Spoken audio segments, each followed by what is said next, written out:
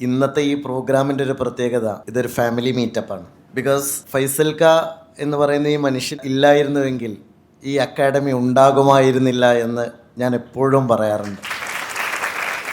ഇത്ര മനോഹരമായിട്ട് ഇങ്ങനൊരു സ്ഥാപനം ഉണ്ടാക്കുന്നത് അദ്ദേഹത്തിൻ്റെ വിഷനാണ്. ഞങ്ങളൊക്കെ അതിൻ്റെ കൂടെ വർക്ക് ചെയ്തു എന്ന് മാത്രം. പക്ഷേ എനിക്ക് ഇപ്പോഴും സന്തോഷത്തോടെ പറയാൻ സാധിക്കുന്ന ഒരു കാര്യം, ഇങ്ങനെ കുറേ ആളുകളുടെ സ്വപ്നമാണ് ഈ നിക്ഷേപമായിട്ട് ഇവിടെ നിൽക്കുന്നത്.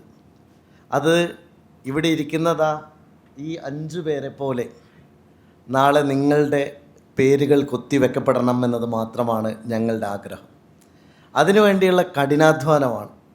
ഇപ്പോൾ ശ്രീലക്ഷ്മി ആവട്ടെ, ജഹാന സെറിനാകട്ടെ, നിതിനാവട്ടെ, അതുപോലെ ഹാഷിമാവട്ടെ, ഇവരെല്ലാം ഇവിടെ കാണിച്ചു തന്നൊരു മോഡലുണ്ട്. എന്നുവെച്ചാൽ നമുക്കെല്ലാവർക്കും സാധിക്കുന്ന തരത്തിൽ നമുക്കെല്ലാവർക്കും പറ്റുന്ന ഒരു കാര്യമാണ് ഈ അച്ചീവ്മെൻ്റ് എന്നുള്ളതാണ്. അതിന് നിങ്ങൾ എത്രമാത്രം ഡെഡിക്കേഷനുണ്ട്, നിങ്ങൾ എത്രമാത്രം ഹാർഡ് വർക്ക് ഉണ്ട് എന്നുള്ളതാണ്. ഞാൻ നിങ്ങളോടൊരു കാര്യം ഓർമ്മിപ്പിക്കുന്നു. ഇങ്ങനെ ഒരു അക്കാഡമി ഇതുപോലൊരു 3 ടയർ സിറ്റിയിൽ പടുത്തുയർത്താൻ സാധിക്കുമെങ്കിൽ ഇന്ത്യൻ സിവിൽ സർവീസിൽ നിങ്ങൾക്കും കയറാൻ പറ്റും എന്നുള്ളതാണ് ഏറ്റവും പ്രധാനപ്പെട്ട കാര്യം. കാരണം അത്രയേറെ വെല്ലുവിളികൾക്കിടയിൽ നിന്നാണ്. ഞാൻ കുറേ കഥകൾ പറയാനുണ്ട്. ശരിക്കും ഫൈസൽക്ക കുറച്ച് അധികം സംസാരിക്കട്ടെ എന്നുള്ളത് കൊണ്ടാണ്. ഫൈസൽക്കയും അദ്ദേഹത്തിൻ്റെ വൈഫ് ഷബാന, അവരൊക്കെ is my elder brother. Like that I always അദ്ദേഹത്തെക്കുറിച്ച് ഞാൻ പറയാറുള്ളത് അങ്ങനെ. കാരണം ഒരു പക്ഷേ അദ്ദേഹത്തിൻ്റെ ഒരു വിഷൻ, ഞങ്ങൾ ഈ ഒരു കാര്യം പോയി പറയുമ്പോൾ അന്ന് ഞങ്ങളുടെ മുമ്പിലുണ്ടായിരുന്ന ഒരു കാര്യം, പിന്നെ ഈ ഒരു സ്ഥാപനം പെരിന്തൽമണ്ണ പോലത്തെ ഒരു സ്ഥലത്ത് തുടങ്ങുമ്പോൾ ഞാൻ നിങ്ങളോട് പലപ്പോഴും കുട്ടികളോട് പറഞ്ഞ കാര്യമാണ്. ഇതിൽ ഇവിടെ ഒരു കുട്ടികൾ വരുമോ എന്നുള്ളതായിരുന്നു ആദ്യത്തെ ചോദ്യം. ഇങ്ങനെ പെരിന്തൽമണ്ണ പോലെ, കാരണം നമ്മളൊക്കെ ഡൽഹിയിലേക്ക് മാത്രം സിവിൽ സർവീസ് കോച്ചിങ്ങിന് പോകുന്നു, തിരുവനന്തപുരത്തേക്ക് മാത്രം സിവിൽ സർവീസ് കോച്ചിങ്ങിന് പോകുന്ന ഒരു സ്ഥലത്ത് പെരിന്തൽമണ്ണയിലേക്ക് കുട്ടികൾ വരുമോ എന്നാണ് ഞാൻ പറയുന്നത്. ഈ അക്കാഡമിയുടെ ആദ്യം വിജയിപ്പിച്ച ആളുകൾ എന്ന് പറയുന്നത് ആദ്യത്തെ ബാച്ചിലെ സ്റ്റുഡൻസാണ്. കാരണം ഒന്നുമില്ലാത്ത സീറോ ആയിട്ടുള്ള ഒരു അക്കാഡമിയെ അവർ വിശ്വസിച്ചു എന്നുള്ളതായിരുന്നു ആദ്യത്തെ കാര്യം. പക്ഷെ അവരൊരു കാര്യം കൂടി പ്രൂവ് ചെയ്തു. ആദ്യത്തെ 100 കുട്ടികളിൽ നിന്ന് 6 പേരാണ് പ്രിലിംസ് ക്രാക്ക് ചെയ്തുകൊണ്ട് ചരിത്രം ഉണ്ടാക്കിയത്.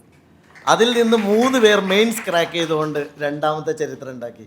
അതിൽ നിന്ന് റാഷിദ് അലി എന്ന് പറയുന്ന ആദ്യത്തെ നമ്മുടെ റിസൾട്ട് ഉണ്ടാകുന്നത് ഫസ്റ്റ് ഇയറിനാണ്. ഇന്ന് 16 പേർ സിവിൽ സർവീസിലേക്ക് എത്തിയ ഒരു ചരിത്രം ഉണ്ടാക്കാൻ ഈ അക്കാഡമിക്ക് കഴിഞ്ഞു എന്ന് മാത്രമല്ല, 120-ലേറെ പേർ ഇപ്പോൾ സിവിൽ സർവീസ് അല്ലാത്ത government, central government, state government സർവീസിലേക്ക് എത്തിയ ഒരു ചരിത്രവും ഉണ്ടായി. ഔട്ട് ഓഫ് 400 സ്റ്റുഡൻസ്, നിങ്ങൾ മനസ്സിലാക്കണം, 400 കുട്ടികളിൽ നിന്നാണ്. അപ്പോൾ എത്ര അതിൻ്റെ ഒരു സ്ട്രൈക്കിംഗ് റേറ്റ് എത്രയാണ്? 14 ലക്ഷം ആളുകൾ എഴുതിയ പരീക്ഷയിൽ നിന്നാണ് ഇവരിതാ ഈ റാങ്ക് ഹോൾഡേഴ്സായിട്ട് ഇവിടെ ഇരിക്കുന്നത്. നിങ്ങൾ ഓർക്കണം, 1000-ന് താഴെ റാങ്കിലേക്ക് വരിക 14 ലക്ഷം ആളുകളിൽ നിന്നെന്ന് പറഞ്ഞാൽ എത്ര വലിയൊരു പിന്നെ എഫേർട്ടാണ്. ആ എഫേർട്ടിന് നമ്മൾ ഓരോരുത്തർക്കും സാധിച്ചത്, അവരുടെയൊക്കെ ഒരു ബാക്ക്ഗ്രൗണ്ട് എന്ന് പറയുന്നത് എക്സ്ട്രാ ഓർഡിനറി ആയൊരു ബാക്ക്ഗ്രൗണ്ട് അല്ല. ആണോ ശ്രീലക്ഷ്മി? അല്ലേ? അവരൊക്കെ വന്നൊരു വഴിയുണ്ട്, ഒരു പാത്വേ ഉണ്ട്. പക്ഷേ അവരൊക്കെ സ്പെൻഡ് ചെയ്ത ഒരു വലിയ ഡെഡിക്കേഷനുണ്ട്. ആ ഡെഡിക്കേഷനാണ് വാല്യൂ ചെയ്യപ്പെടുന്നത്. അതാണ് അവരേറ്റവും വിജയത്തിലേക്ക് എത്തിച്ചത്. അതുകൊണ്ട് ഞാൻ കൂടുതൽ സംസാരിക്കുന്നില്ല.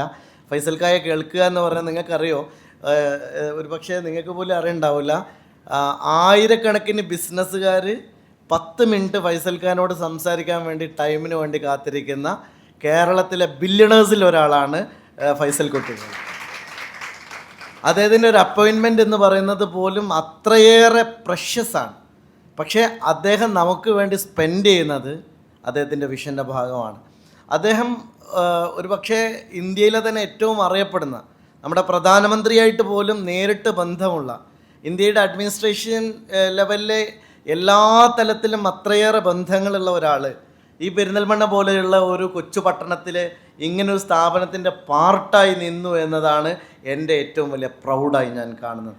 അപ്പോൾ അദ്ദേഹത്തെ പോലെ അദ്ദേഹത്തിൻ്റെ വൈഫും അങ്ങനെ തന്നെ, അവർ ഏറ്റവും കൂടുതൽ ഫിലാന്ത്രോപ്പിക്കലായിട്ട് ചിന്തിക്കുകയാണെങ്കിൽ അവരെടുത്തിട്ടുള്ള ഇനീഷ്യേറ്റീവ്, ഒരു പക്ഷേ കേരളത്തിലെ ഒരു സ്കൂളിനെ ആദ്യം മാറ്റിക്കൊണ്ടാണ് ഒരു വലിയൊരു ഹിസ്റ്ററി അവരുണ്ടാക്കിയത്. കോഴിക്കോട് നടക്കാവ് ഗവൺമെൻറ് സ്കൂളിനെ അവർ ടേക്ക് ഓവർ ചെയ്ത് ഇന്ത്യയിലെ തന്നെ ഏറ്റവും പ്രസ്റ്റീജിയസ് സ്കൂളായി മാറ്റി. പിന്നീട് അത് കാശ്മീർ മുതൽ കർണാടക വരെ അല്ലേ, many schools they took over and make it wonderful achievement. And health കെയറിൽ അദ്ദേഹത്തിൻ്റെ ഒരു വലിയ ഇനീഷ്യേറ്റീവ്. ഇപ്പോൾ ഞാൻ last time I had met Priyanka Gandhi on behalf of an education project she is going to start in her constituency. At that time I mentioned Faisal Kottikkolan. At that same time she told about Tula, his project. ഞാൻ വേറൊരു വലിയ വണ്ടറും കൂടി പറയാം. അദ്ദേഹം 800 കോടി ആയില്ല, ഇപ്പോൾ 1000 കോടി കഴിഞ്ഞോ, 1000 കോടി കഴിഞ്ഞ ഒരു പ്രോജക്റ്റാണ് തുല എന്ന് പറയുന്ന വെൽനസ് സെൻറ്റർ. അത് അദ്ദേഹത്തിൻ്റെ ഒരു ഹോളിസ്റ്റിക് മെഡിസിൻ്റെ വലിയൊരു കാഴ്ചപ്പാടാണ്. ഞാൻ നിങ്ങളോട് പറയുന്നു, ഈ അക്കാഡമി ബ്രിക്ക് ആൻഡ് മോട്ടറിലേക്ക് വരുന്നതിന് മുമ്പ് ഞങ്ങൾക്ക് ഇരിക്കാനൊരു സ്ഥലമില്ലായിരുന്നു. ആദ്യം നിങ്ങളെപ്പോലെ ഇൻ്റർവ്യൂ ചെയ്ത് കുട്ടികൾ വന്നു. ഈ 100 കുട്ടികളെ എവിടെ ഇരുത്തും? ഫൈസൽക്ക പറഞ്ഞു അന്ന് തുല തുടങ്ങുകയാണ്. അന്ന് സ്റ്റാർട്ട് ചെയ്ത് നമ്മൾ ഉദ്ഘാടനം പോലും കഴിഞ്ഞിട്ടില്ല. ഒറ്റ ബിൽഡിങ് തുലൻ്റെ പൊങ്ങിയ സമയത്ത് ആദ്യം ആ തുലയിൽ ഇരുന്ന കുട്ടികൾ നമ്മുടെ ആദ്യത്തെ ബാച്ചായിരുന്നു. അവിടെ പോയിട്ടാണ് ഞങ്ങൾ അന്നത്തെ നമ്മളുടെ ഒരു ഫസ്റ്റ് പിന്നെ അന്നത്തെ ഹിലാരി ക്ലിൻ്റൻ്റെ ഫസ്റ്റ് സെക്രട്ടറി ആയിരുന്ന ഉമ അബ്ദീൻ എന്ന് പറയുന്ന ലോകപ്രശസ്തയായിട്ടുള്ള ഒരു ഡിപ്ലോമാറ്റിനെ കൊണ്ടുവന്നാണ് ഫൈസൽക്ക ആദ്യത്തെ ബാച്ചിൻ്റെ നമ്മളുടെ ആദ്യത്തെ ഗെറ്റ് ടുഗദർ അവിടെ സ്റ്റാർട്ട് ചെയ്തിട്ടുള്ളത്. അങ്ങനെ ഒരു വണ്ടർഫുൾ തുടക്കമാണ് ഈ അക്കാഡമിക്കുള്ളത്. ഞാൻ നിങ്ങളോട് പറയുന്നു, ഇന്ന് സെലക്ട് ചെയ്യപ്പെട്ട നിങ്ങൾ ഓരോരുത്തരും നിങ്ങൾ വലിയ ലക്കിയായിട്ടുള്ള കുട്ടികളാണ്.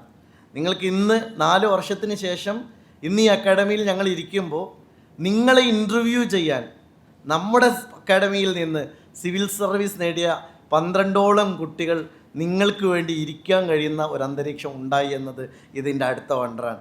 അത് ഒരു പക്ഷേ നമ്മുടെ TP ശ്രീനിവാസൻ സാറ് പറഞ്ഞു, ലോകത്ത് 7 വണ്ടറാണുള്ളത്, പക്ഷേ ഒരു 8th വണ്ടറും കൂടി ഉണ്ട്, അത് ഈ അക്കാഡമിയാണ് എന്ന് അദ്ദേഹം പ്രസംഗിക്കുമ്പോൾ പറയണ്ട ഇവിടെ വന്നപ്പോൾ. ഐ ക്യാൻ അഷ്വർ യു, കാരണം നിങ്ങൾ you are so lucky to be here. പക്ഷേ ഇനി ആ ലക്കി ആയിട്ട് നിങ്ങൾ ഇരിക്കുന്ന നിങ്ങളുടെ ഏറ്റവും വലിയ ഉത്തരവാദിത്തം ഇവരൊക്കെ ബാക്ക് ടു സൊസൈറ്റി എന്ന് പറയുന്ന വലിയൊരു ആഗ്രഹത്തോടു കൂടിയാണ് ഇത് ചെയ്യുന്നത്. ഇനി ഞങ്ങളും ആഗ്രഹിക്കുന്ന ഒരു കാര്യം, ഫൈസൽ ആൻഡ് ഷബാന ഫൗണ്ടേഷൻ്റെ അഡ്മിനിസ്ട്രേഷൻ ലെവലിലുള്ള നമ്മളൊരു വലിയ അസോസിയേഷനും കൂടെ ഇനി വരാൻ പോവുകയാണ്. അതോടുകൂടി നമ്മുടെ അക്കാഡമി ഇന്ത്യയിൽ, ഫൈസൽക്കാർക്ക് ഒരു സ്വപ്നമുണ്ട്, ഇന്ത്യയിലെ സെൻറ്റർ ഓഫ് എക്സലൻസ് എന്ന നിലയിൽ അംഗീകരിക്കപ്പെടുന്ന ഒരു പ്രധാനപ്പെട്ട സ്ഥാപനമായി ഇതിനെ വളർത്തുക എന്നുള്ളതാണ് നമ്മളുടെയൊക്കെ ഏറ്റവും വലിയ ആഗ്രഹം. അതോടൊപ്പം നമ്മൾ ഉദ്ദേശിക്കുന്ന ഏറ്റവും വലിയൊരു സ്വപ്നം കൂടിയുണ്ട്. നമ്മൾ അടുത്ത ഒരു വർഷം നമ്മൾ ആഗ്രഹിക്കുന്നത് സിവിൽ സർവീസിന് നമ്മൾ കുട്ടികളെ ഇവിടെ പരിശീലിപ്പിക്കുന്ന പോലെ നമ്മളിനി ജുഡീഷ്യൽ സർവീസ് കൂടി സ്റ്റാർട്ട് ചെയ്യാൻ പോവാണ്. നമുക്ക് എക്സിക്യൂട്ടീവിലേക്ക് ആളുകൾ കടന്നു വരുന്ന പോലെ നാളെ ജുഡീഷ്യറിയിലും ഇനി Hydarali Shihab Thangal academy four civil services എന്ന് പറയുന്ന പോലെ ജുഡീഷ്യൽ സർവീസസിൻ്റെ കൂടി കേന്ദ്രമായി നമ്മൾ ഈ സ്ഥാപനത്തെ മാറ്റാൻ പോവാണ്. അപ്പോൾ അങ്ങനെയുള്ളൊരു വലിയ യാത്രക്ക് എല്ലാ ഇന്ധനങ്ങളും നൽകി ഞങ്ങളുടെ ഏറ്റവും വലിയ ശക്തി സ്രോതസ്സായി, ഞങ്ങളുടെ ഈ പ്രവർത്തനങ്ങൾക്കെല്ലാം ഞങ്ങളുടെ റോൾ മോഡലായി അദ്ദേഹം എന്നെ സെലക്ട് ചെയ്തത് തന്നെ അദ്ദേഹം പറയട്ടെ ആ കഥ. അതിൽ തന്നെ വലിയ രസമുണ്ട്. അപ്പോൾ അത് അദ്ദേഹം തന്നെ പറയും.